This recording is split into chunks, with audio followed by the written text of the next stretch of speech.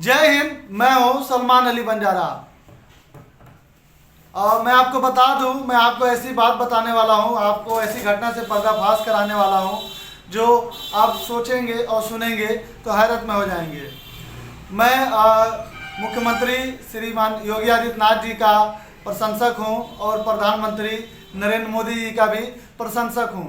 मैंने उनसे बहुत सारी प्रेरणाएं ली है और मैं लेता रहता हूं, क्योंकि प्रधानमंत्री जी देश की और मुख्यमंत्री जी प्रदेश की जनता की सेवा कर रहे हैं। इसीलिए उनसे मैंने प्रेरणा लेके मैंने भी ये फैसला लिया कि वो लोग राजनीति में सेवा दे रहे हैं और मैं मीडिया में सेवा करूंगा और सेवा करते हुए जनता की आवाज़ को उठाऊंगा।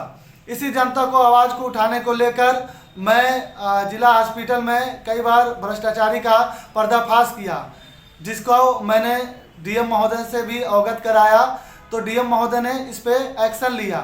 उससे क्षुब्ध होकर उससे नाराज होकर डॉक्टर व कुछ तथाकथित दलाल लोग गुटबंदी कर लिए, जिसके बाद वो लोग मुझे अपने नज़र में रखे हुए और हमसे नाराज़गी भी खुन्नस रख लिए।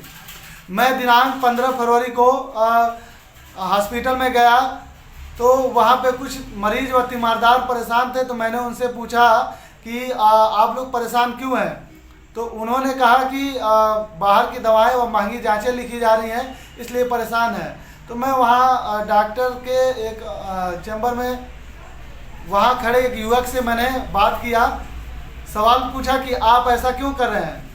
तो डॉक्टर प्रमोद कुमार व कुछ उनके साथ तथा कथित दलाल जैसे दिखने वाले युवक ने हम पर हमला कर दिया, हाथ उठाया और हमसे मारपीट की, वह भद्रता की और गाली गलौज किया, जिससे मुझे काफ़ी क्षति पहुंची और मैंने इसकी शिकायत अपने थाना कोतवाली में भी कर दिया हूं।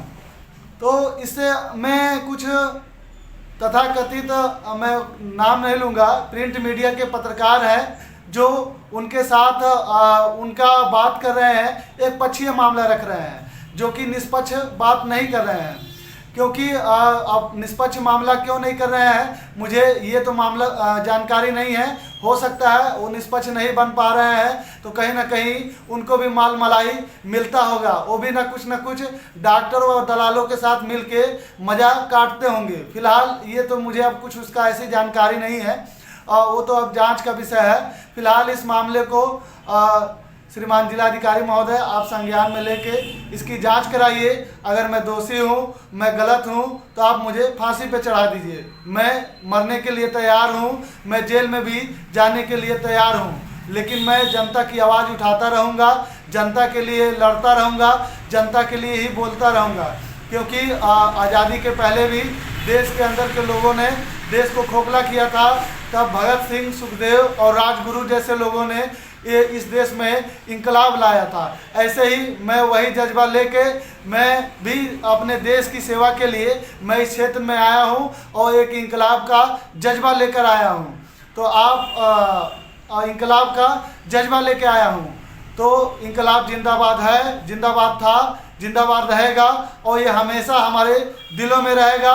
और लोग जो सोच रहे हैं कि ये सब कार्रवाई करके डॉक्टर लोग और वह कुछ उनके अन्य साथी की कार्रवाई करके डरा देंगे, धमका देंगे, और जो पत्रकार लोग सहयोग किए हैं कि ये इस क्षेत्र से भाग जाए ताकि हमें अच्छी खासी मोटी कमाई हो और हम लोग बढ़िया का पैसा कमाएं।